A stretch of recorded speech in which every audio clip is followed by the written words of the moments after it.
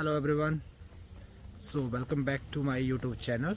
सो आज की video special Alberta के एक्सप्रेशन ऑफ इंटरेस्ट के ऊपर बनाने जा रहा हूँ, जिसके बीच में मैं आप लोगों को छोटी छोटी चीज़ जो है वो क्लैरिटी करूँगा। कैसे आप अपने पॉइंट बढ़ा सकते हैं, कहाँ पर अगर आपके कहीं पर भी अगर आपके पॉइंट लैप्स हो रहे हैं तो कौन सी जगह आप इंक्रीज़ कर सकते हो अपने 1 से 2 पॉइंट, क्योंकि एक छोटा पॉइंट जो वो मैटर करता है। तो चलिए आज बिना वीडियो में मैं आपका ज़्यादा टाइम वेस्ट नहीं करना चाहता हूँ। सो बिना टाइम वेस्ट किए वीडियो को स्टार्ट करता हूँ। चार्ट के ऊपर आप सभी को मैं लेके चलता हूँ। चार्ट के ऊपर आपको एक छोटी से छोटी जो भी आपको किसी को भी कन्फ्यूज़न है, चलो पॉइंट्स के रिलेटेड कि यार यहाँ पर पॉइंट नहीं बने, उन चीज़ों के बारे में डिस्कस करूँगा। सो ठीक है, वीडियो के साथ बने रहिए, अंत तक वीडियो ज़रूर देखिएगा। Let's begin with the video. यहाँ पर लेके आ गया मैं आप लोगों को चार्ट के ऊपर। So work expression of interest EOI points grid करके, तो अल्बर्टा एडवांटेज इमिग्रेशन प्रोग्राम से सबसे पहले स्टार्ट होता है ह्यूमन कैपिटल फैक्टर्स। सो जिसके आपको 69 पॉइंट मिलेंगे। तो इसमें अभी हर किसी पॉइंट को हर किसी सेक्टर में मतलब डिवाइड करके रखा हुआ है इन्होंने। तो सबसे पहले स्टार्ट होती है एजुकेशन में आपको टोटल मिलेंगे 22 पॉइंट। सबसे पहले आप ये डिग्रियाँ चेक कर सकते हैं, अगर आपके पास इनमें से कोई भी डिग्री डिप्लोमा है तो आपको उसके पॉइंट मिलेंगे। जैसे डॉक्टरेट हो गया, master, bachelor degree, trade certificate and diploma और सर्टिफिकेट। अच्छा, इसमें से पहले मैं आपको चीज़ें बताना स्टार्ट करता हूँ। सबसे पहले आपको 12 पॉइंट मिलेंगे। अगर आपके पास सेकंड वाला ऑप्शन हुआ मास्टर डिग्री का हुआ तो आपको 10 पॉइंट, आगे 7 पॉइंट।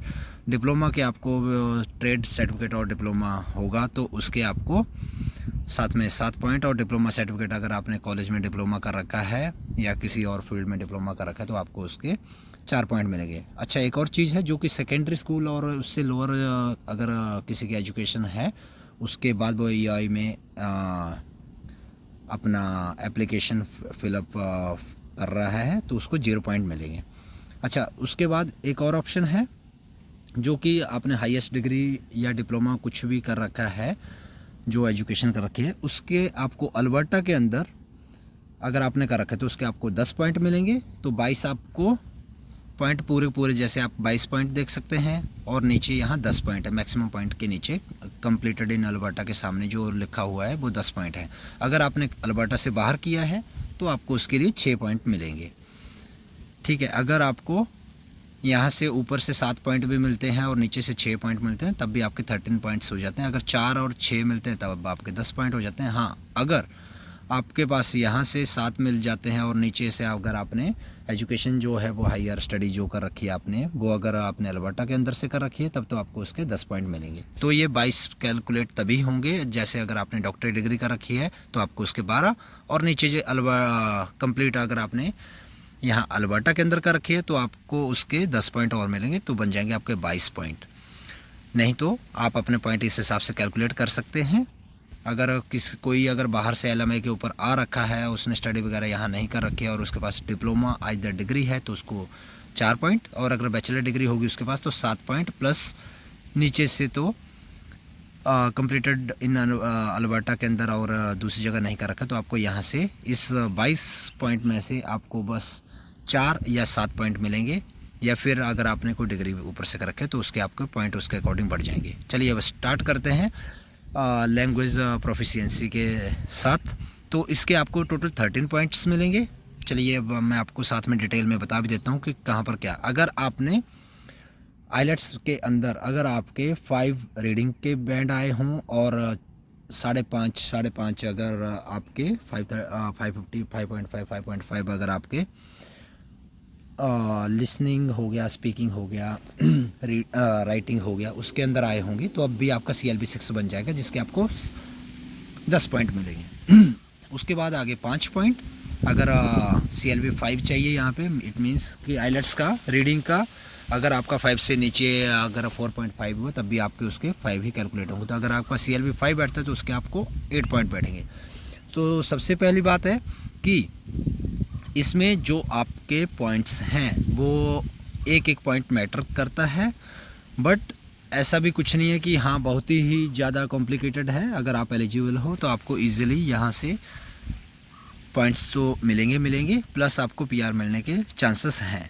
अच्छा, जिसके अगर 4 CLB 4 CLB आया तो उसको उसके 5 पॉइंट मिलेंगे, 3 और लोअर से नीचे कुछ भी नहीं है।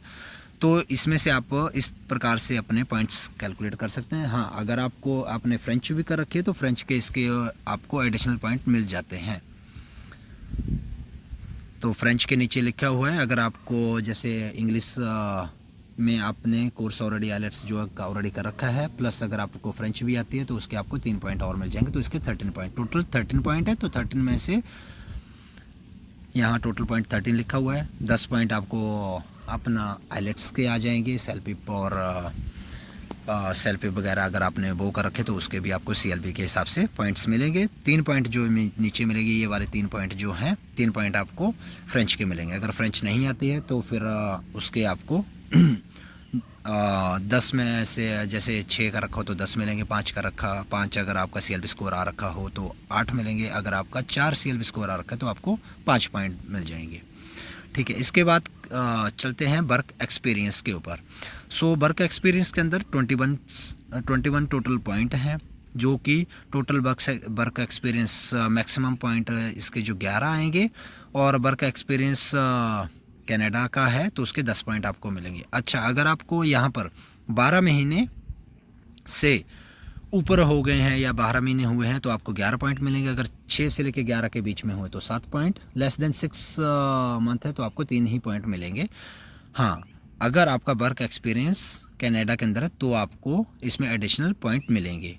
दूसरे में तो आपको ये है कि ऊपर कनाडा या अब्रॉड का एक्सपीरियंस आप कोई भी कैलकुलेटर साथ में इंक्लूड कर सकते हो और उसके अकॉर्डिंग आपको पॉइंट मिलेंगे। बट नीचे जो वर्क एक्सपीरियंस अगर इन कनाडा, अगर कनाडा के अंदर आपको पॉइंट है तो इसमें भी आपको 2 प्रकार से पॉइंट बांटे गए हैं। जैसे टोटल 21 लिखा हुआ है ना यहाँ पे टोटल पॉइंट ब्लू सी लाइन में, सो इसके 11 पॉइंट तो आपको टोटल वर्क एक्सपीरियंस, जो कि आपका इंडिया या दुबई या चाइना या फिर एनी अदर कंट्री, नॉर्वे हो गया, US हो गया, कहीं से भी अगर आपको एक्सपीरियंस है तो उसके आपको 11 पॉइंट मिल ही रहे हैं।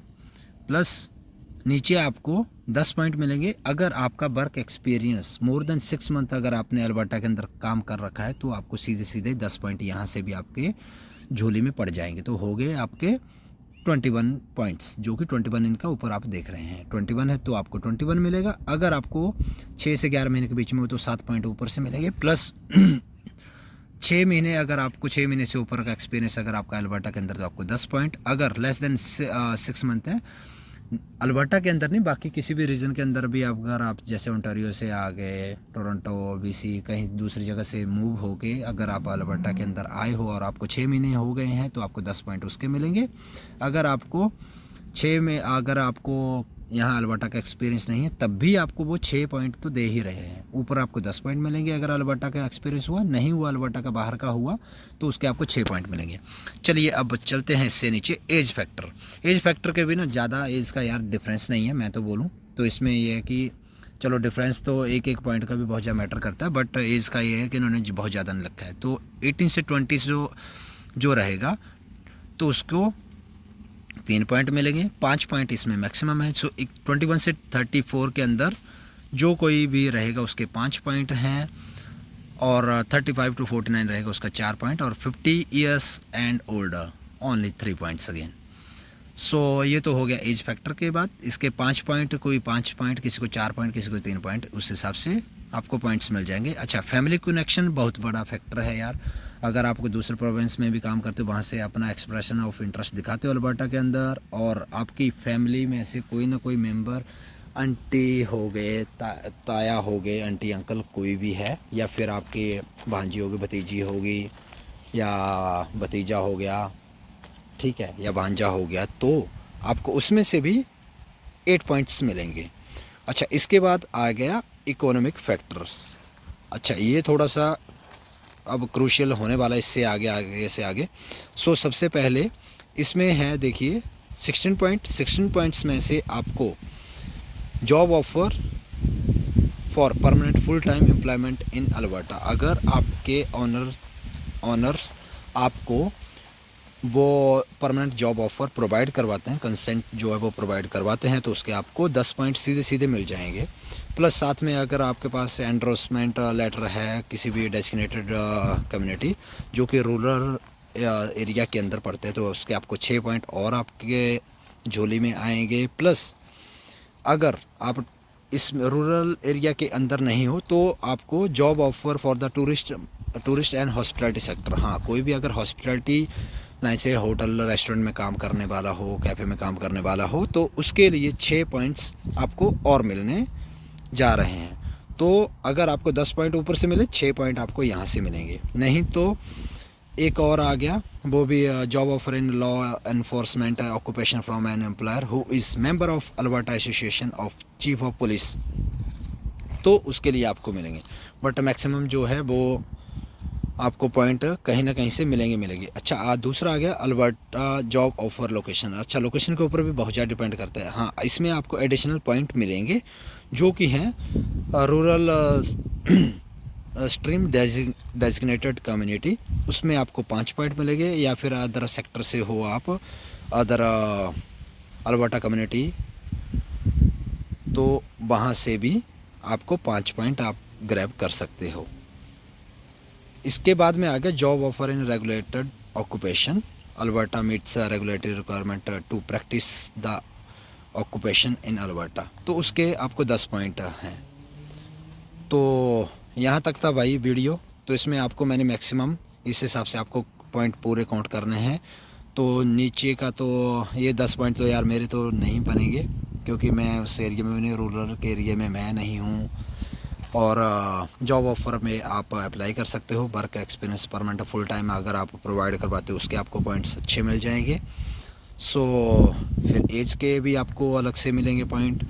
एज के बाद आपका एक्सपीरियंस आ गया, कनाडा के अंदर वर्क एक्सपीरियंस के भी आपको मिलेंगे। फिर अगर आपको 1 साल से ऊपर हो गया अल्बर्टा के अंदर, कनाडा के अंदर या कनाडा से बाहर आप सेम फील्ड में काम कर रहे हो और उसी फील्ड में सेम पोजीशन पे अगर आप यहाँ भी काम करें तब भी आपके पॉइंट्स मिलेंगे।